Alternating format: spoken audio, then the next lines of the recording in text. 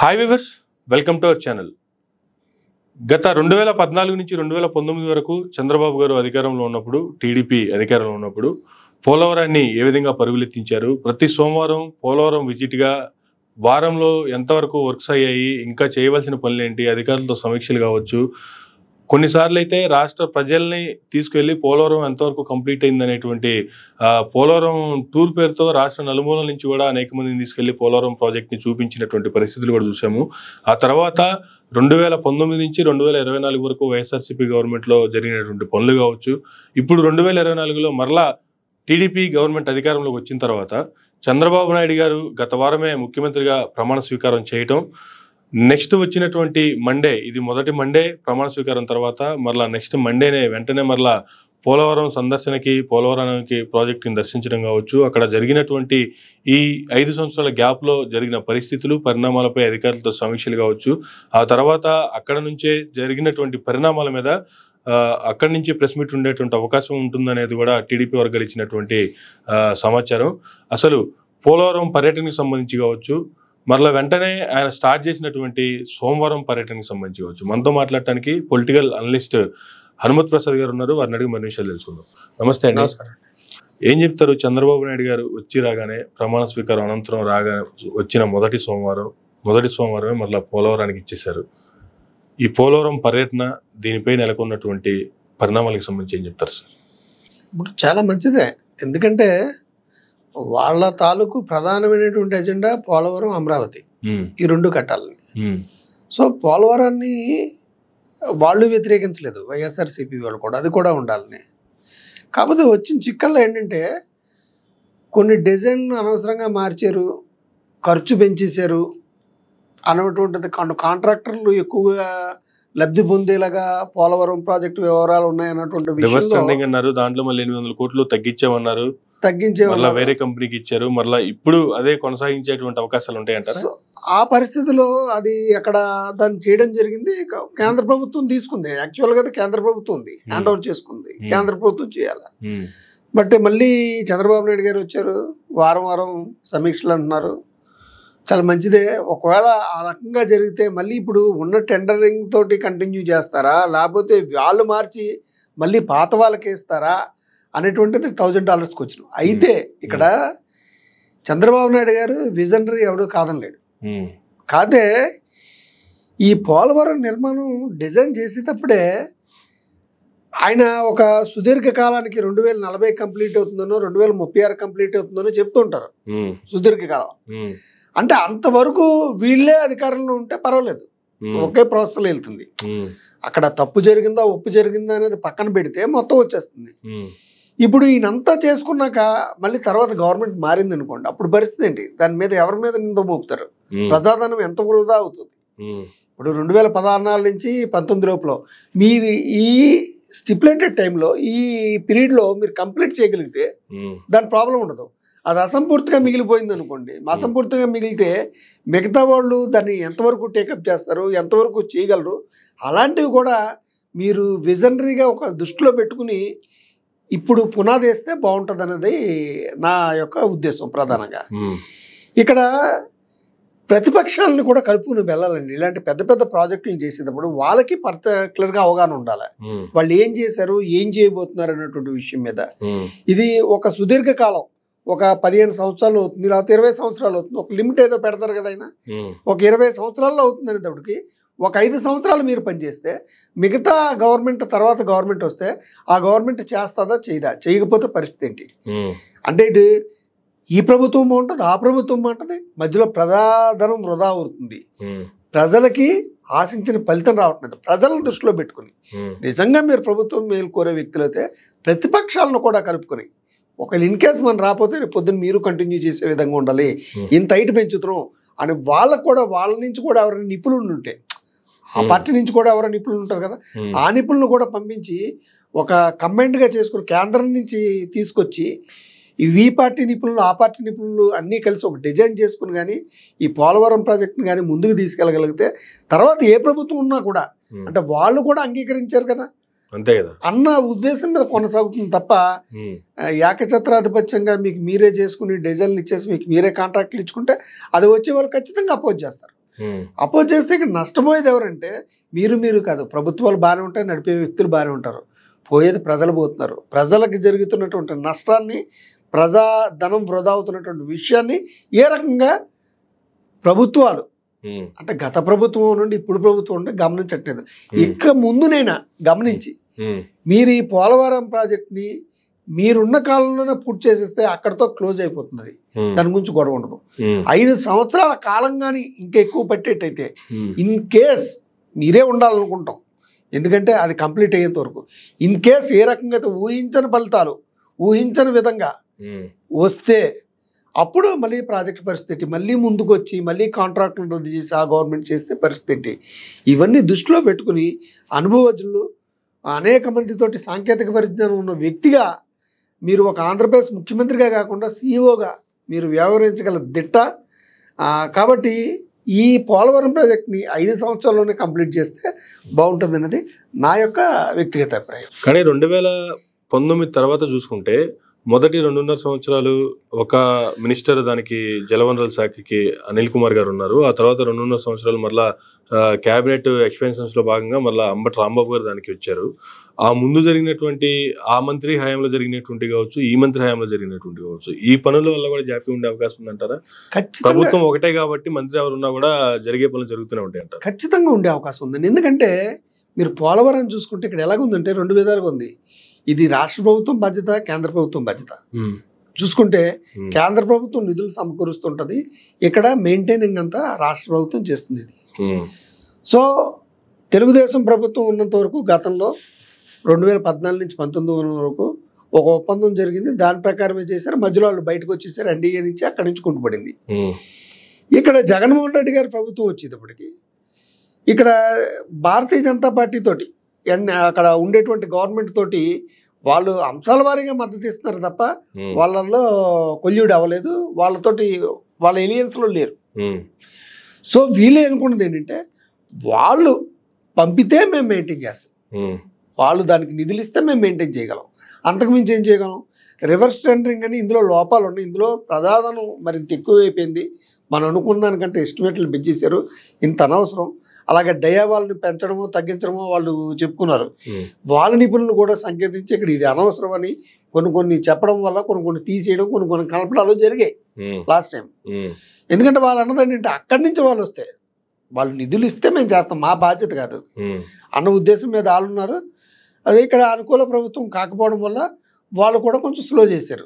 కానీ గతంలో వరదలు ఎక్కువ వచ్చాయి, వర్షాలు కావచ్చు, వరదలు కావచ్చు ఎక్కువ వచ్చిన టైంలో డయాఫ్రమ్ వాళ్ళు కొట్టుకుపోవడం అనేటువంటి పరిస్థితి కూడా చూసాము.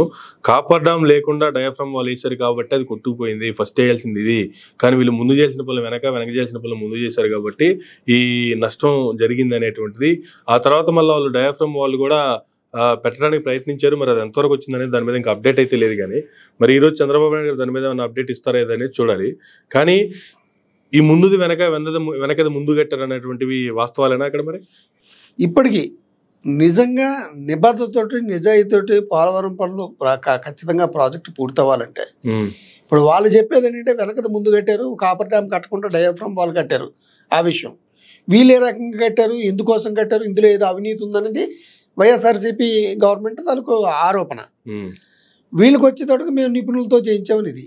యాక్చువల్గా దానికి సంబంధించిన సాంకేతికతనంతా కూడా ఏ రకంగా నిర్మించాలి, ఏ రకంగా చేయాలన్నది ఒక రూట్ మ్యాప్, ఒక గైడ్ లైన్స్ కేంద్ర ప్రభుత్వమే బాధ్యత వహించి చేసుకున్నట్టయితే ఈ గొడవ ఉండదు. ఇప్పటికైనా నేను అన్నది వీళ్ళు అది కొనసాగిస్తారా, దాన్ని ఒప్పుకుంటారా?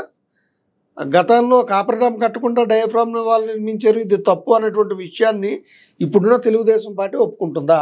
ఒప్పుకోదు. అటువంటిప్పుడు ఏం చేయాలంటే కేంద్ర ప్రభుత్వమే మీరే చెయ్యండి, మీరు చేసే సూచనలు ఇచ్చి మీరు ఖర్చు పెడితే మేము ఇక్కడ పనులు కొనసాగిస్తాం అని ఎంతవరకు బాధ్యత అంతవరకు తీసుకుంటే బాగుంటుంది. కానీ చంద్రబాబు నాయుడు గారు అంతకు మించి ఇవన్నీ కూడా మేమే డిజైన్ చేస్తాం, పైకి వచ్చేటప్పటికి మీ పేరు ఉండాలి, మిగతాదంతా మేమే వ్యవహారం చేస్తాం అన్నట్టుగా ఉంది. ఇక్కడ ఏంటి మొత్తం పోలవరం జాతీయ ప్రాజెక్టు కింద హోదా కింద ఇచ్చి మేము నిర్మిస్తామన్నారు. కానీ జాతీయ ప్రాజెక్టు హోదా ఉన్నటువంటి పోలవరం ప్రాజెక్టు కేంద్రం నిర్మించాల్సినటువంటి ప్లేస్లో రాష్ట్ర ఖర్చులతో రాష్ట్రం నిర్మిస్తుంది, తర్వాత కేంద్రం నుంచి నిధులు తెచ్చుకుంటామని చెప్పి ఆనాటి గవర్నమెంట్ తెలుగుదేశమే దాన్ని రాష్ట్ర ప్రాజెక్టుగా తీసేసుకుంది. 2018 కల్లా పోలవరం ప్రాజెక్టులో నీళ్లు పారతాయి, ప్రాజెక్టు పూర్తయిపోయి నీళ్లు పారతాయి, రైట్ కెనాల్స్లో లెఫ్ట్ కెనాల్స్లో వాటర్ వచ్చేస్తాయి, రాష్ట్ర ప్రజలకు అందుబాటులోకి వస్తుందని ఆనాటి జలవనరుల శాఖ మంత్రి దేవినేని ఉమా గారు కామెంట్ చేశారు. 2019 ఎలక్షన్లు అయిపోయాయి, నెక్స్ట్ అనిల్ కుమార్ గారు వచ్చారు, ఆయన 2021 కల్లా పూర్తి చేస్తామన్నారు, ఆయన వెళ్ళిపోయారు. ఆ తర్వాత అంబటి రాంబాబు గారు వచ్చారు, ఆయన 2023కి పూర్తి చేస్తామన్నారు, అది కూడా అయిపోయింది. ఇప్పుడు ఫైనల్గా మళ్ళీ వీళ్ళు ఎలాంటి కామెంట్ చేసే అవకాశాలు ఉన్నాయి, అసలు ఎప్పటి వరకు పూర్తయ్యే అవకాశాలు ఉన్నాయంటే ఏం చెప్తారు సార్ అసలు? ఇక్కడ నేరాన్ని ఒకళ్ళ మీద ఒకళ్ళు దోసుకుంటున్నారు.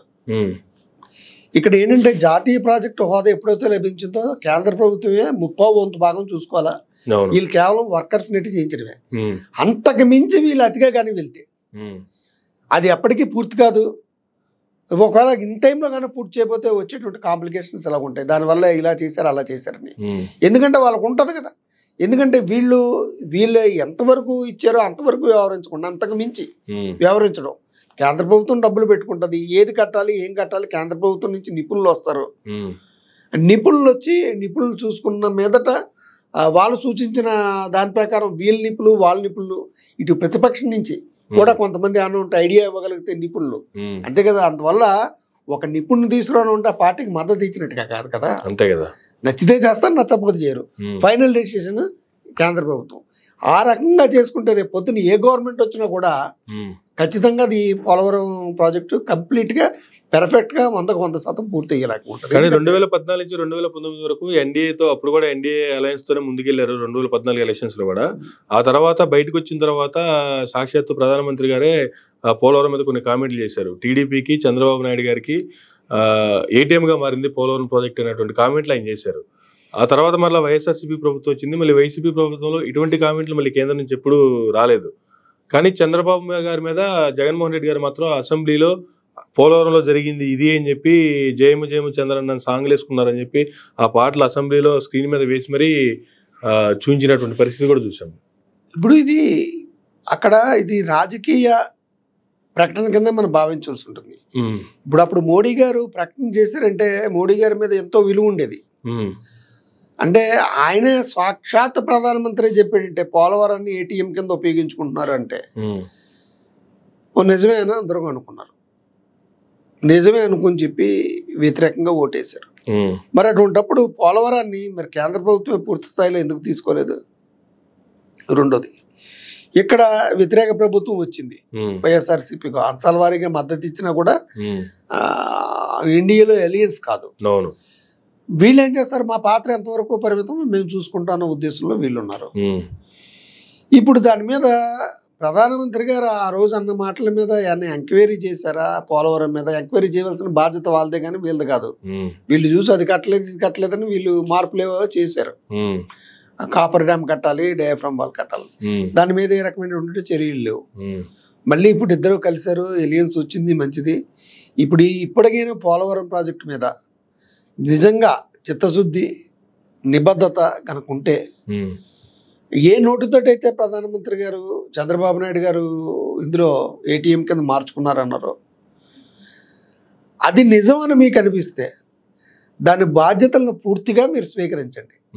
లేదా చంద్రబాబు గారి మీద అనవసరమైనటువంటి రాద్ధాంతమైనటువంటి ఆరోపణలు చేసి మా నుంచి విడిపోయాడు కాబట్టి మేము బురద జల్లే కార్యక్రమం చేసాము అనేసి నిరూపణ అవుతుంది.